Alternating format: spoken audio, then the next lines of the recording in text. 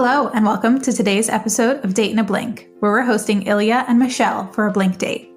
What is Date in a Blink, you ask? It's a 10-minute, audio-only, blind speed date experience. It's also a bit of a social experiment designed to move people beyond looks-based assumptions, curated profiles, and marathon messaging. We at The Blink Date want dating to be fun and inspiring for Blinkers and hope this podcast inspires you to try new ways of meeting people and dating.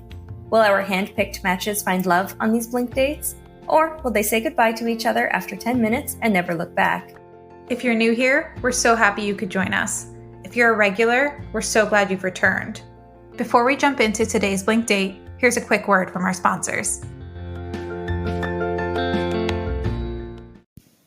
If you haven't heard about Anchor, it's the easiest way to make a podcast. Let me explain a bit. It's totally free, and Anchor will distribute the podcast for you so it can be heard on Spotify, Apple Podcasts, and lots of other podcasting platforms. Not only that, but it has creation tools that allow you to record and edit your podcast right from your phone or computer. It also lets you make money from your podcast with no minimum listenership. It's everything you need to make your podcast in one place. Download the free Anchor app or go to anchor.fm to get started. Hey listeners, a quick heads up before you listen to this episode. Unfortunately, we had some connectivity issues that resulted in Ilya and Michelle not being able to hear each other during parts of their date. You won't really be able to tell though, because the recording tool we use records and saves audio locally, meaning we were able to salvage the audio. Even so, you may notice some exchanges seem out of sync, making the conversation flow seem a bit off. We did our best. Thank you for your support, and we hope you enjoy the episode. We are here today on Date in a Blink with Ilya and Michelle. I'm going to let you two dive in, but in case it's helpful to get the conversation started, I'm going to leave you with this question. What has been your biggest adventure? Oh, okay. You want to go first, Ilya? Sure. A few years ago, I actually took my grandpa to Costa Rica for his birthday. He was turning 87, and I took him ziplining. I took him river rafting. He was very adventurous in his youth, and I thought it'd be fun to kind of bring that out towards his later years. My grandma's not very mobile, so I thought it'd be a good kind of experience for him and I to have our time together. And we had a wonderful 10 days exploring Costa Rica. Oh, that's so sweet. Is that a place that he's always wanted to go to, or did you just come up with that spontaneously? I just kind of thought South America and Costa Rica kept popping up in kind of travel ideas. And I saw a lot of people doing adventure trips into Costa Rica. I know ziplining was always something he wanted to do. And it wasn't something that he got to really experience anywhere else. He used to be a mountaineer and alpine person, alpinist. But he didn't get to experience ropes course before, and he had a blast just being able to fly through the trees. Mm-hmm. Oh, wow. No, that's so awesome. It's like I pretty much have like kind of a similar idea, but for my mother, because I don't really have any of my grandparents left. But yeah, I took my mom to Japan a couple of years ago, and like as she told me that one of her childhood dreams was to like travel the world, etc., all that stuff, but it didn't really get to happen. So now that I have the means to, I was like, you know what, I'm going to take you everywhere that I can because I have no one else to go with anyway. And it's really nice just seeing like the world, like the way through her eyes as well, because it's almost like she's reliving her childhood. And Japan was amazing. The first night that I landed actually was like, probably one of the biggest struggles I had in my life because I didn't have any like cash on me, and I didn't realize that you can't take like the Tokyo Metro without cash. And then all of the offices that were like for exchanging currency and whatnot were already closed because I landed really late. And it was just like such a struggle. And like I tried to get an Uber and then I lost my wallet on the Uber. And so like when I got to my hotel, I couldn't even check in because I didn't have a card. I was like, oh my gosh, like everything that's possibly going wrong right now is like going wrong.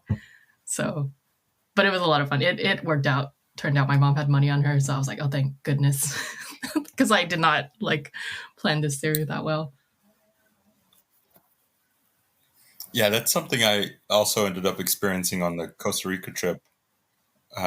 when we went, the currency exchange office was also closed. So now I know to exchange my currency before leaving, and just Yeah. hoping that when I get in, everything will be ready for me. Yeah. Where did you get to go in Japan? Where did I go in Japan? I landed in Tokyo and I took the train down to Kyoto and I did like a day trip to like Osaka. And so just kind of like the usual stuff. And since it was like the first time I've been to Japan, so I was like, okay, I'm probably going to hit like all of the biggest touristy landmarks first.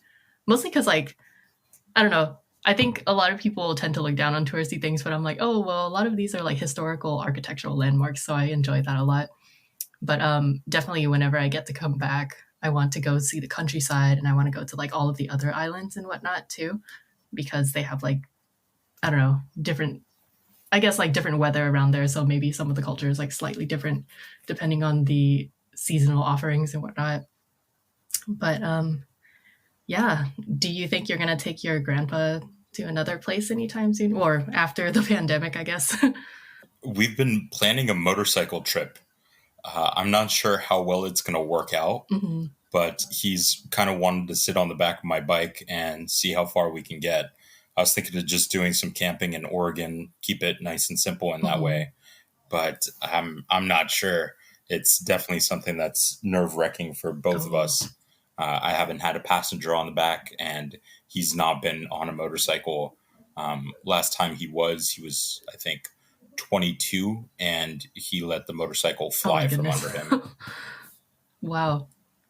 Do you regularly like drive a motorcycle, or is that something that you have to learn to do this trip? No, I regularly ride my motorcycle. It's been a lot of fun for the last 5 years. I called it my quarter life crisis, just to be able to get that out of the way.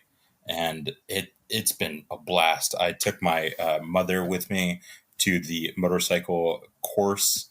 That way she got to get some experience too and kind of calm her down from me being on the motorcycle. So that was definitely fun. Did you get to do anything with your mother in that form? Have you taken kind of an adventure class with your mom? Not. Let me think about this actually. No, in Japan, like if speaking about Japan specifically, no, we didn't really do anything crazy. I did take her to Vietnam shortly after as well, and like yeah, she's never been there either. So Vietnam is like definitely way different from Japan in the sense that it's like it's hectic, it's like sensory overload, crazy everything. But I was I was contemplating like trying to get on one of those. They have like an Uber service for like mopeds and motorcycles in Vietnam, and like I was like, oh, this is probably the fastest way to get around. But then once I saw like all of the cars and traffic that was going on in Vietnam, I was like, okay, I'm like terrified. There's like no such thing as like compliance with traffic lights whatsoever, and every lane is like 10 different directions. So it gets pretty scary. But that's really cool that you drive a motorcycle. It's like definitely a very nice like quarter life crisis type of thing because it makes you cooler, I guess. Yeah, it definitely was fun. Being around a kind of group of like-minded people is great, but it has been tricky in some places. I've gotten into a little bit of trouble with motorcycle as well, but I've luckily steered clear of that trouble. Mm-hmm. What kind of trouble did you get into? Oh, I've run into a few motorcycle clubs that were not too fond of the motorcycle that I had. Or a couple others that were overly fond of the motorcycle I had. One wanted me to ride his motorcycle and for him to take off on my motorcycle. I did not take him up on that offer. I like my bike too much. That's an interesting problem to have. Like, yeah. What other like life crises type of activities have you picked up? I've tried volunteering some more. I don't think that's so much a life crisis. I think that's just general. I got into a stage where I was able to help more people than getting helped. And so I've been volunteering at various food dispensaries. That way, I feel like food is someplace from the heart.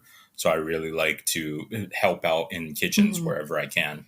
Oh, I really like that. I say it a lot to some people when I'm trying to be like cheesy romantic, but I'm just like, food is an expression of love in like all the best ways, because it's like at the bare bones, sustenance, right? It keeps you alive. And what else can you do that is like as simple as telling someone you care about them by like, other than giving them food?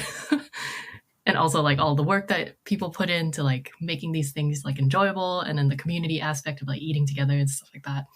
So that's really cool. Yeah, I definitely picked up more volunteering recently too, and for the same reasons, where I was just like, oh, kind of at a spot in my life where I can start helping other people as opposed to being the one being helped. And yeah, so I like that. That's cool. What's the number one thing that you're looking forward to post-pandemic? Oh man, probably just being able to travel again. Like, I definitely have been learning to enjoy like the little things day to day, especially because like At this point in the date, I jumped in to let them know that their date had ended and let them say their farewells. Despite the audio issues, Ilya and Michelle were able to bond about taking their family members on fun adventures. I loved hearing them share what it was like to zipline and river raft with an 87-year-old grandparent and the stress of navigating the traffic of Vietnam. Do you think they matched? Tune in to the end of the season for a final recap of all Season 1 dates to see how things panned out. That's all we've got for you today. Shoot us a message on Instagram, Twitter, or Facebook at TheBlinkDate or at Date in a Blink to let us know what you think. If you want to sign up to participate in Date in a Blink, visit our website at www.theblinkdate.com. In the meantime, thanks for joining us for this episode. We hope you enjoyed listening and look forward to talking with you again next time.